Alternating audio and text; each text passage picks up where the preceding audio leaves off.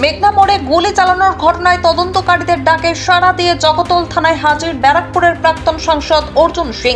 গত 26শে মার্চ জগতলের মেঘনা মোড় এলাকায় ব্যারাকপুরের প্রাক্তন সাংসদ অর্জুন সিং এর সঙ্গে তৃণমূল কর্মী সমর্থকদের গন্ডগোলের খবরে হইচই পড়ে যায়। ঘটনার দিনই গুলিবিদ্ধ হন এক তৃণমূল কর্মী। তৃণমূল নেতৃত্বের দাবি, অর্জুন সিং নিজেই গুলি চালিয়েছেন ওই গন্ডগোলের সময়। পাল্টা ব্যারাকপুরের প্রাক্তন সাংসদ আদালতের দ্বারস্থ হন।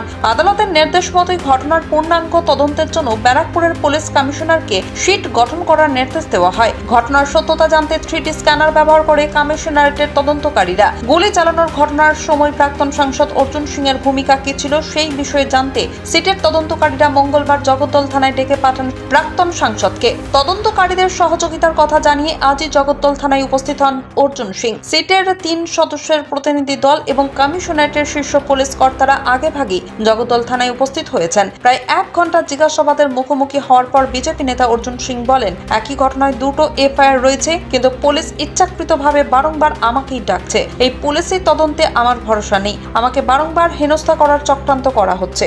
প্রথমে তো এদের ওয়ার্ড যেটা ছিল সেটা পুরো অবজেকশনেবল ওয়ার্ড ছিল। আমাকে বলছে আপনাকে ইন্টারোগেশনের জন্য ডাকা হয়েছে। তাহলে আপনার রাইট নেই আমার ইন্টারোগেশন। আমি এফআইআর করেছি, আমি কি এফআইআর করেছি সেটার জন্য আপনি আমাকে। দ্বিতীয় কথা হলো, এরা সব পুরো সেট আপ আছে। টাইম 8 মাস পরে এদের টাইম মনে হচ্ছে। 8 মাস পরে এরা জানতে চাইছে যে আপনাকে কে বলেছিল, কিভাবে আপনি ভিডিও পেয়েছেন, থানাকে দিয়েছেন, এটা কি সম্ভব? আমি তখন বললাম কি আপনার থানা 180 ডিগ্রিতে আমার বাড়ির চারোদিকে ক্যামেরা আছে।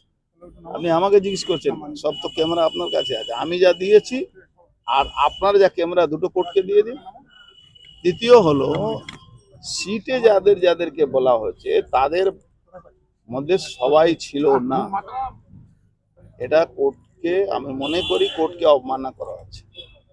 আমার সঙ্গে যে কথা বলা হবে, আমার যে এফআইআর এর ব্যাপারে জানা হবে, তো সিটের লোক থাকবে, আইও ছিল, বাট আরো 2-3 জন যারা বসেছিল তারা, আমি সেটা জানি না যে এদের সিটের নাম আছে কিনা। এটা নিয়ে আমার একটা প্রশ্ন আছে। কোর্টে